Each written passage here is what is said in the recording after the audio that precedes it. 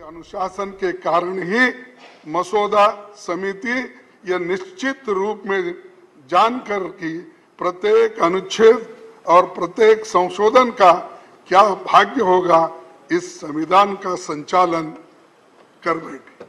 तो ये कांग्रेस के लिए बाबा साहब अम्बेडकर ने कहा है कैसा संविधान बना, क्योंकि उस वक्त इतने डिफरेंट लोग थे, इंटेलिजेंट लोग थे और एक दूसरे से वो अगर लड़ते भी तो बाहर आकर एक होते थे। वो कभी किसी के ऊपर कुछ नुक्ताचीनी करके बैठते नहीं थे। सर, मैं और एक आपको बात बताना चाहता हूँ कि ये बाबा साहब अम्बेडकर ड्राफ्टिंग यानी संविधान बनाने के लिए कितनी कोशिश की है, बहुत लोगों को मालूम नहीं। चूंकि ये कहते हैं ड्राफ्टिंग कमेटी चेयरमैन थे, वो क्या, ये क्या, ऐसा बोलने वाले बहुत हैं, क्योंकि कोई व्यक्ति को हम नहीं चाहते। ये खासकर ये हमेशा ये दलितों की हालत होती है, तो जब उन्होंने इतना कष्ट करके रात दिन बैठ के जो संविधान उन्होंने बनाया, इसीलिए उसमें एक टीटी कृष्णमाचारी का एक कहावत अपना स्टेटमेंट है, मैं आपके सामने पढ़ के।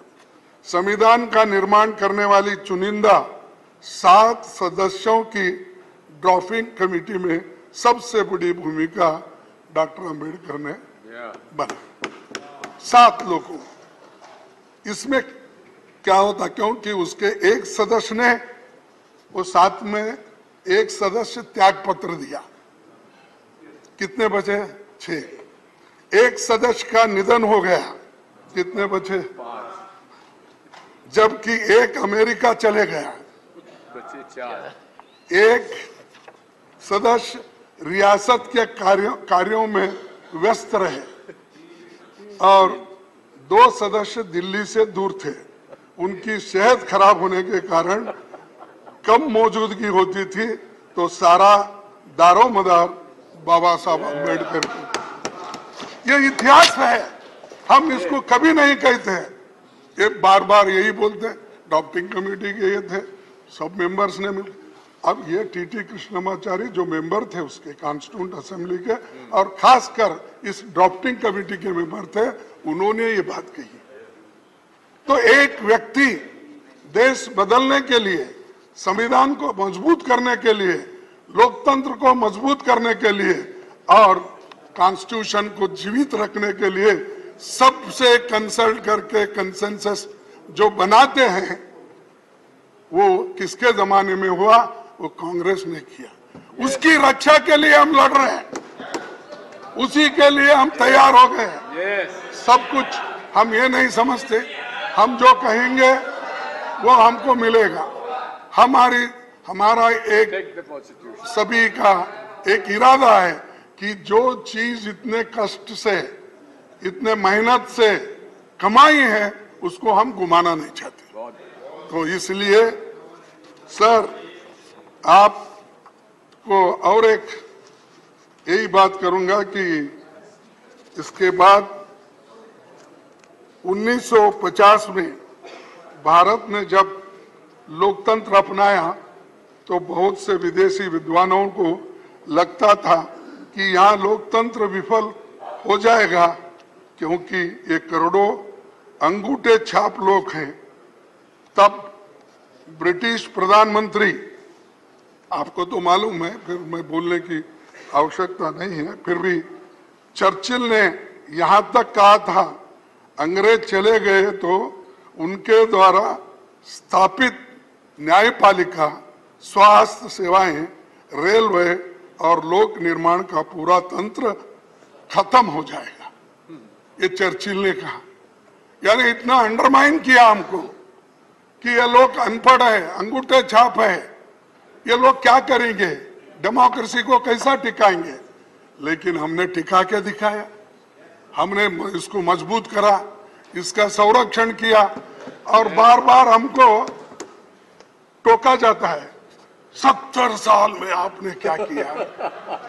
अरे 70 साल में तो यही किया हमने, इसको मजबूती दी, इसको मजबूती दी हमने, लोकतंत्र को बचाया हमने और संविधान को लेकर हमने आगे बढ़े। और बार बार आपके पास कुछ नहीं बोलने के लिए, ये बोल तो जाओ, और कितने दिन बोलते जाओ सर। तब वर्ल्ड वार 2 में, उसके बाद में 7 आजाद हुए देशों में सैनिक तानाशाही थी, फिर भी हमारे लोग मजबूती के साथ इस देश में इस संविधान को टिकाया, डेमोक्रेसी को टिकाया। लेकिन हमारे यहाँ सत्ता का हस्तांतरण गोली या बंदूक से नहीं हुआ।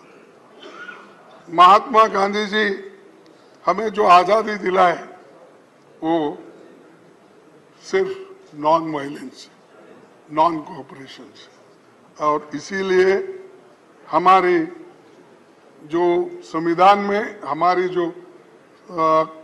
जो आदर्श हमारे सामने है, उनके वजह से आज सभी लोग इसका पालन करते हैं और इसको आगे ले जाते हैं। दूसरी बात मैं कहूँगा कि इस भवन में 75 सालों के दौरान देश की किस्मत बदली है और देश की सूरत बदलने वाली तमाम कानूनें यहाँ बनी हैं। जमींदारी एबोलिशन, छुआछूत मिटाने का, ओबीसी का आरक्षण के लिए कानून यहाँ बने, यहाँ तक कि ईडब्ल्यूएस के भी बने। सभापति जी ने, मैं पहले प्रधानमंत्री नेहरू जी का खास तौर पर जिक्र करना चाहता हूँ। उनका मानना था कि संसद तभी तक प्रासंगिक है जब एक समय की बदलती जरूरतों के मुताबिक निरंतर विकसित गतिशील संस्था बनी रहती है।